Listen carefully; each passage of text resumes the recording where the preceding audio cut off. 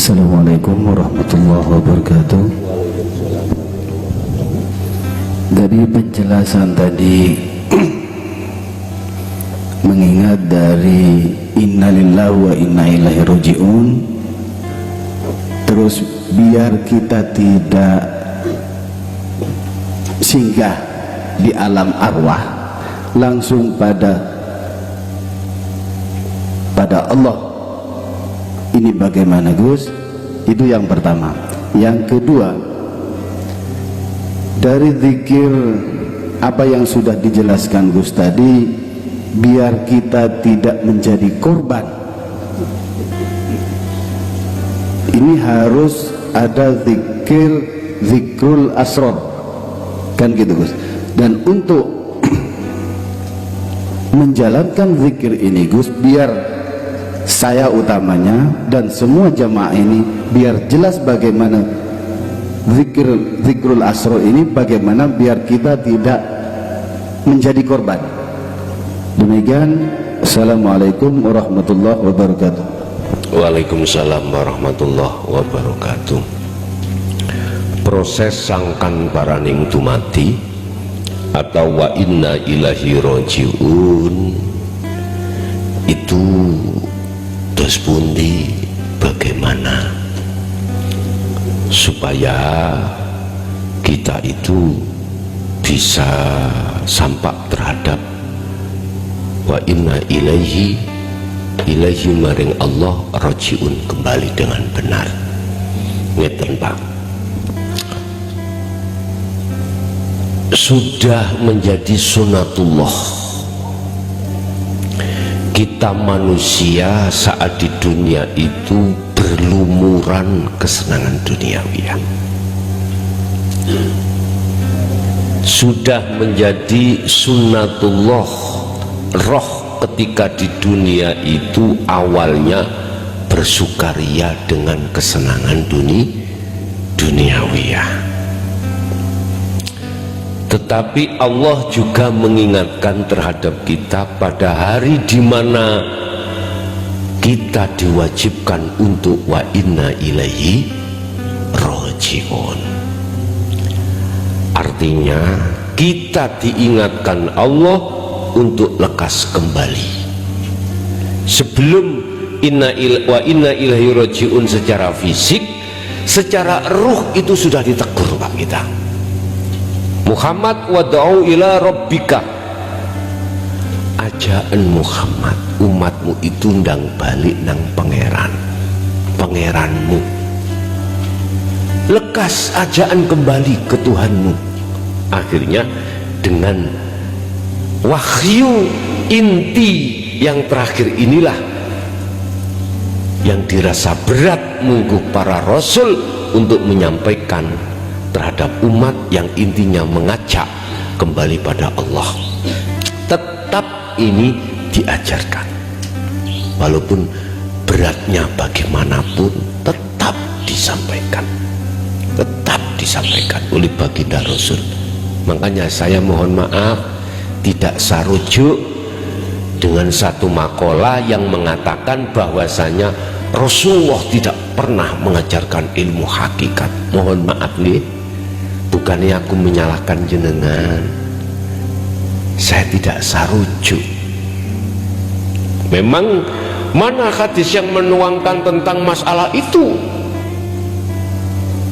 secara terang-terangan, itu mana dalilnya? Kan kemalan dalil toh ya, dalil. Oke, kalau memang jenengan dawuh masalah dalil, coba kita fahami tentang satu hadis yang mengatakan innama bu'itsu liutammima makarimal akhlak.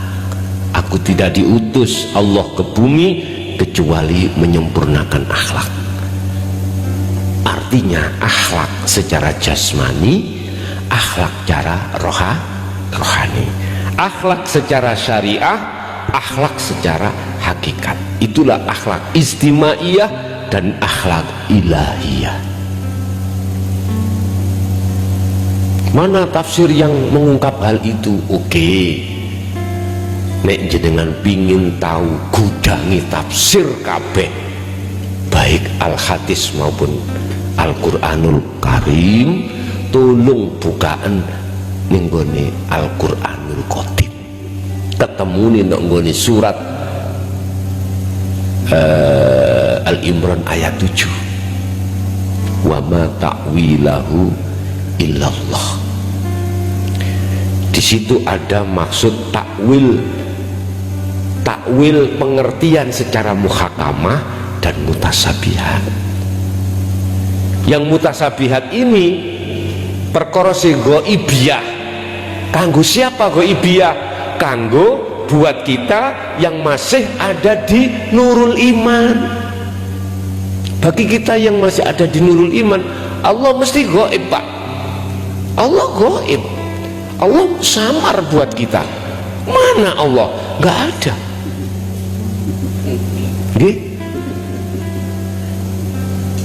Secara fisik kita nggak bisa, makanya samar. Secara rohania pun samar.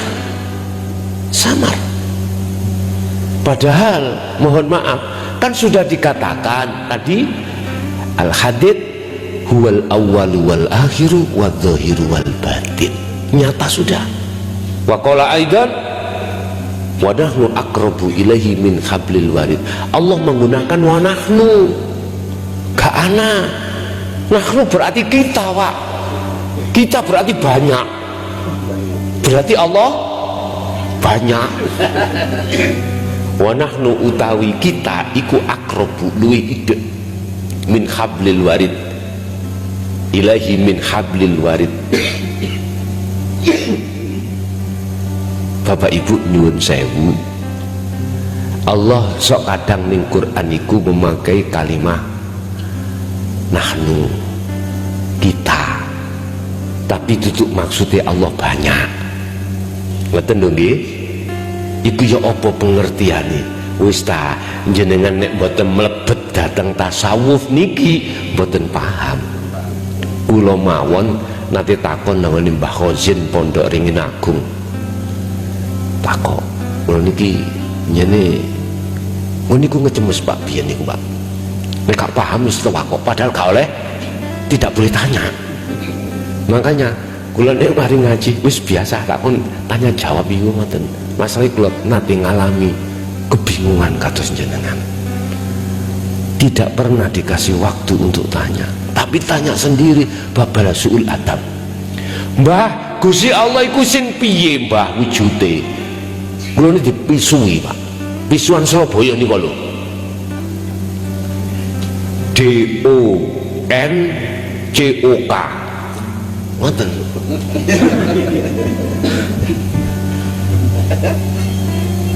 Akhirnya dawuh ini, Allahmu iku akeh, nggih. Nek Allahku iku ahad tunggal. Bingung maneh kula, Pak. Allah kok akeh to? Rumangsaku Allah iku kursi tok, lha ngoten nggih. Kok akeh? Bingung maneh. Ngoten nggih takon maneh, dikampleng, Pak. Tapi kula ridho ikhlas. Aku yakin kamplengane iku ndadekno paham kula. Ngoten mawon. Enggak, mboten pernah Pak santri zaman dulu itu sakit hati dikampleng diapano mboten. Apalagi apa namanya kamplengan itu diberitahukan sama orang tuanya. Nek murid saiki lak mboten nggih. Kondo nang wong tuwa. Pak belum diajar guru kae.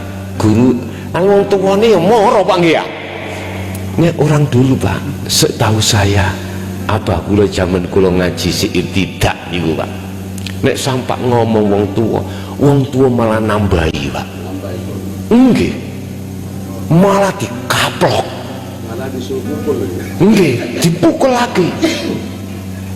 Pengertian ini guru itu dulu Pak Kia, gak mungkin akan nempeleng awakmu kalau kamu tidak nakal.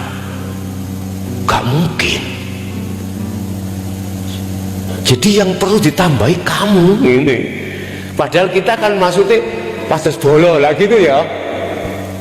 Orang tua dulu tidak Pak, nggak mau kena provokasi anak. Berhubung sekarang ada muncul undang-undang KDRT, perlindungan anak, maka bapak Pak teko, mana guru yang memukul anak saya mulai kecil nggak pernah, gitu ya, visum lapor. Ya Allah Pak, subhanallah. Akhirnya apa Pak? Betul ya, ketika saat saya itu berkasih mesra hubus syahwah macam ini kan kuat, yaiku Allah kula, ternyata pengertiannya wonten mriku. Tapi kalau sudah masuk hidup di dalamnya itu, bawahnya itu akhirnya tunggal, ya urip iku walangine ta maksude. Dulu kalau dijabarkan begini enak Pak, seperti sekarang. Dulu ndak, malah sing datangi pukul. Oke, jadi husnudzon pukulane beliau itu barokah, mboten nanti mangkel dan sebagainya. Nek saged disuruh nambahi kok lah ngoten. Boleh saya teringat terobsesi tahun 2000 sebelum Covid insyaallah. Kok sebelum Covid? Sesudah mungkin. Itu loh yang saya suruh untuk bawa telur itu Pak. Sebelum ya. Ada yang telurnya itu basin gitu. Saya suruh ke depan, saya disuruh Allah mengkaplok, tak kewaplok, wis rasanya secara syariat enggak aku dilaporno polisi. Tapi tak terima aja gitu. Tapi harus lapor duluannya. Gimana? Polisinya mau Gus kan harus lapor dulu. Iya, mestinya kudu wong lurai saya. Tadi ya tak terima laporan itu. Allah ya karim. Jadi bagaimana wa inna ilahi rajiunnya kita itu nanti, inilah Pak, dibutuhkannya kita itu mendapatkan kunci menuju nang ilahi rajiun, ilahi natang Allah. Apa kuncinya? Tidak lain dan tidak bukan adalah sirul asror, yang prosesnya apa? Pertanyaan yang kedua, su'arul basiroh, ketika jenengan iki melakukan apapun, tolong dalam ruh jenengan itu ada hati. Hati itu adalah jagat, tempat. Rasakan, punya iman, punya rasa jenengan. Rasa ini fokuskan terhadap hidup. Imano yen urip kuwi sejatine Allah, satu-satunya yang hanya berperan, tidak ada selain Allah, tidak ada selain hidup. Itu caranya Pak. Nanti jenengan itu ada proses muraqabah Pak, proses dimana jenengan dimanapun itu merasa Allah dekat, merasa Allah dekat, merasa selalu dimonitor, di sawang Allah, dilihat Allah. Itu proses loh Pak ya. Jadi ada semacam signal Pak, ketika jenengan kali kula niki menjalankan af'al, laku apapun, aktivitas apapun, ada signal dalam hati yang fungsinya signal memunculkan rasa bahwasanya Allah selalu memonitor, melihat kita. Gila Pak, antara kula dengan jenengan, tengah-tengah inilah Allah. Ini yang dikatakan wadzahiru wal batin, di dalamnya juga wadzahiru ya wujud nurullah jenengan kali kula, wal batinu hidup itu. Jadi nurullah bukannya itu hidup wujudnya. Allah katakan untuk mengenalkan aku terhadap hambaku, tak lewatkan nurullah, nurku. Wujudnya nurku, dunia saisi isinya. Iki nuri Allah kabeh, iki wujudnya Allah. Nurullah iku wujudnya Allah, sing tujuan maksud supaya hambanya mengenal terhadap Allah. Tetapi bukan wujud dunia iku wujud aku. ngerti nggak maksudnya? Makanya tak kiaskan antara saya dengan panjenengan, inilah Allah. Allah. Jadi rasa dalam hati jenengan ada muraqabah, dekat pada Allah. Allah selalu memonitor jenengan. Ini nanti kalau Allah sudah menganggap cukup, jenengan ikut masuk ke ainul basirah, Allah sendiri yang memindahnya. Tatkala di ainul basirah, nurullah wau mau hilang sedoyo. Diri ini sudah tiada. Sebab ini, selama nurullah itu masih ada, Anda tidak akan pernah bisa dikatakan makrifat Allah. Mboten saged. Anda ingin melihat wujudnya matahari, Anda tidak akan pernah bisa selama Anda melihat cahayanya matahari. Nggak bisa, Pak. Wujudnya sing piye yo, kalah dengan sinarnya, itu kalah. Ingin tahu wujudnya, udah, sampean harus melewati nurullah itu. Masuklah di dalam nurullah, masuk di situ ada wujudnya. Ketika sudah melewati nurullah, maka barulah tahu wujudnya Allah. Kapan itu? Mosok saya itu naik bawa tangga ke matahari? Ndak gitu, Pak. Tunggu matahari kapan tidak bersinar. Jam berapa? Ya malam hari, Pak. Baru saya tahu, oh iki wujudnya matahari. Kita banyak manusia mengatakan gelap, lah gitu tahu? Oke. Ini sistemnya kelelawar. Mengapa kalau malam dia itu tahu jalan? Kalau siang tidak pernah tahu jalan. Makanya kalau siang kelelawar itu tidur, kalau malam hari keluar. Kita manusia malam hari nggak ada cahaya, ya ketatap-tatap, Pak. Iya.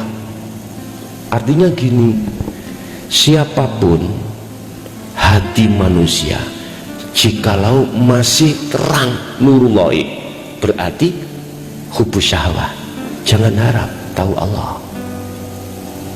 Tapi kalau itu sudah hilang, berarti gelap nurullah, maka disitulah nyatanya Allah, wujud nyatanya Allah. Gus, ini nanti ke ajaran wahdatul wujud. Ada pertanyaan seperti itu. Wahdatul wujud itu wujud tunggal, bukan nurullah. Kalau yang dimaksud wahdatul wujud bukan nurullah, betul. Kalau wahdatul wujud iku nurullah, salah. Bapak Ibu, cuman kita wahdatul wujud di dalam nurullah itu diawali disik lewat nurullah. Lah iku sifat wajib Allah wahdaniyah. Lah itu ya. Lah prosesnya lewat situ dulur. Jadi kita bisa menyetir mobil dengan baik karena kita sering nyerempet lagi nggih. Nah itu belajar itu. Tapi kita ketika tidak takut dengan nyerempeti, lihelah kita di situ. Subhanallah. Jadi Pak, cara untuk kita mencapai makrifatullah ketika saat zikir sirul asrar sebagai kunci itu caranya kita praktek. Kalau Rasulullah itu prakteknya itu ada dua macam. Ketika berjalannya sirul asrar itu prakteknya dua macam, pagi sampai sore. Isma rabbika bukrata wa asila. Pagi sampai sore beliau selalu zikir. Artinya manahipun hati beliau itu selalu ubudiyah pada Allah, walaupun jasad ini berinteraksi dengan urusan dunia. Jadi urusan dunia yang menggiurkan itu bagi Rasulullah tidak ada dampak sama sekali. Inilah yang dimaksud para sesepuh dulu mengatakan, jadilah kau hidup, jadilah kau ikan hidup di air asin. Berarti di mana? Di laut toh? Laut. Mengapa ikannya tidak ikut asin? Padahal dia tidak hanya 1 hari, 1 bulan, bahkan bertahun-tahun. Ikan itu tidak ikut asin, matanya juga nggak perih. Ketika saat kena air garam itu, kita angkat, kita jaring, kita pancing, lama ya Pak, gak mancing ya Pak, lama niki. Kita masak asin betul Pak. Jenengan niki lho sing ahli penelayan, asin betul ikannya. Mengapa seperti itu? Itulah jiwa Rasulullah. Itulah yang disebut al-juhdu fil am, juhud di dalam tempat umum. Artinya jasad kita berinteraksi dengan kesenangan dunia, tapi ruh tetap sowan madhep suhud datang Gusti Allah, karena Allah juga di situ. Allah itu tidak hanya di masjid tok Pak, Allah itu juga bertempat di lokalisasi. Wis nemen lah kalau ngomong nih lokalisasi. Allah itu juga tidak hanya di tempat-tempat majelis taklim, beliau juga ada di tempat-tempat orang di penjara, komplekan. Fa'ainama tuwallu fathamma wajhullah. Di situ Pak. Itu Rasulullah pertama. Yang kedua, Rasulullah juga melakukan zikir atau bertemu Allah, ubudiyah al-juhdu fil khos. Gunakan waktu-waktu khusus dengan baik jasad maupun ruh untuk sowan nang Allah. Bahasa Quran itu disindirkan di tengah malam, wa minal laili, dan sebagian malam. Fasjud, tundukkanlah hatimu dengan aturan Allah. Fasabbih, dan bersucilah hatimu dari perkara-perkara yang mengotori hati tadi. Lailan ing dalem waktu wengi, tawilan kang panjang, wis sak dawa-dawane. Jadi jangan pedung aja gitu. Kadang-kadang kita sudah jam 12 bangun, ke kamar mandi, pipis, buang air kecil. Itu kadang-kadang digandoli iblis yohan gitu. Turu maneh luwih penak. Kadang-kadang seperti itu fisik-fisikan. Alladzina hum yuwaswisu fi sudurina, di dalam dada dibisikkan, enak turu cong, enak turu, badi ketek, besok kamu kerja nggak seperti itulah. Padahal lailang tawilan, di tengah wengi yang lama gunakan terus hatimu.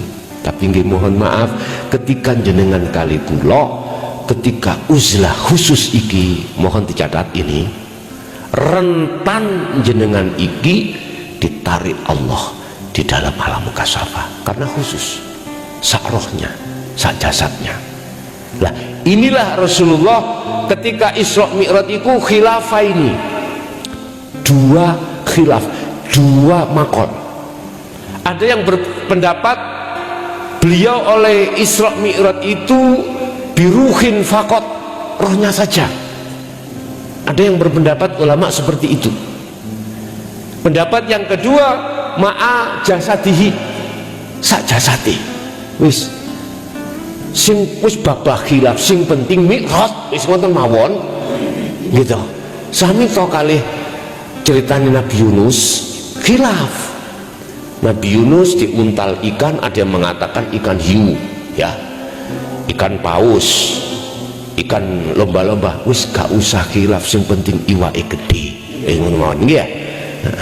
Di dalamnya ada yang khilaf 7 hari, ada yang 17, bahkan ada yang 41 hari.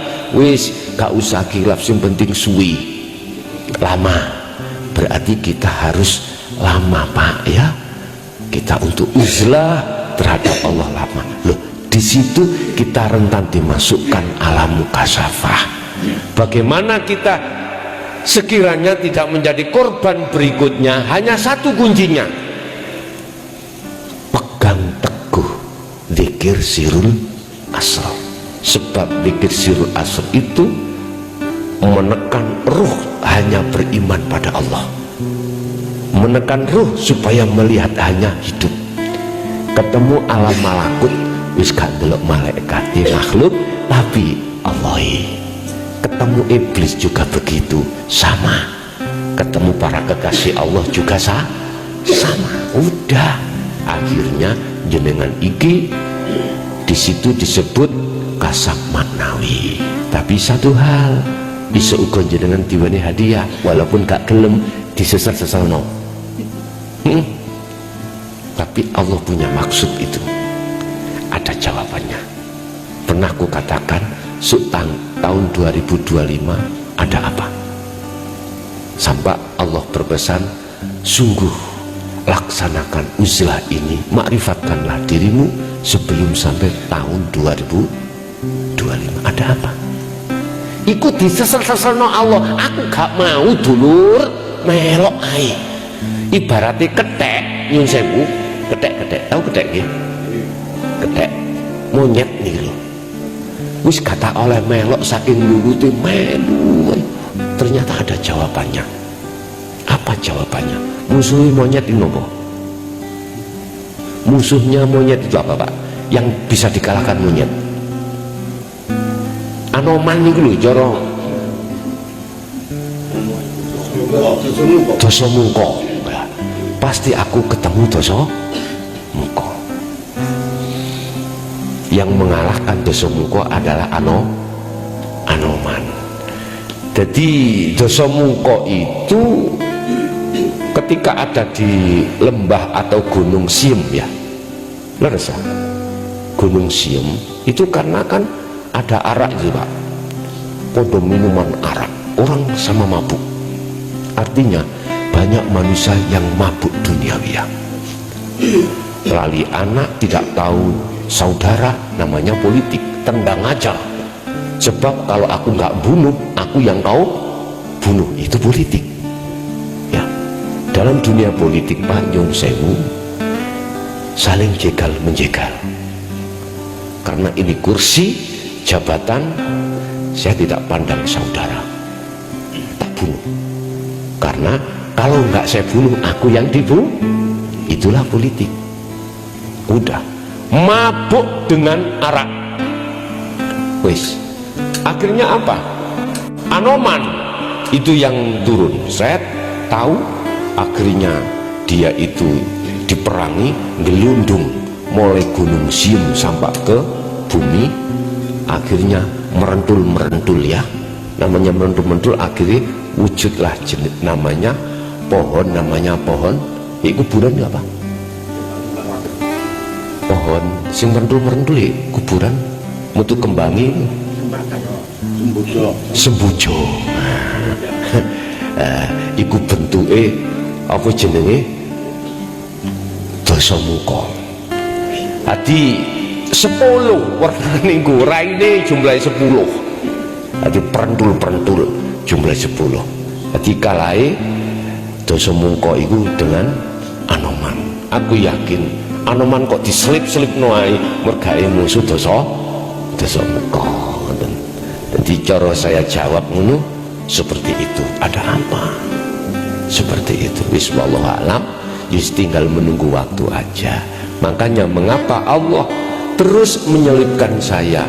Tolong disampaikan, jangan sampai tahun 2025 kau belum sampai ke aku. Aku ya boleh pertanyaan, ada apa? Ya sudah, aku ditanya jamaah, embu aku ya gak eruh. Saya juga nggak tahu, pokoknya saya disuruh menyampaikan. Yuk kita tunggu aja, besok 2025 Allah menterjadikan apa itu gitu. Jadi Pak, untuk supaya kita tidak terjebak atau menjadi korban berikutnya, tetap lihatlah Allahnya. Udah cukup. Nih, ada lagi? Monggo.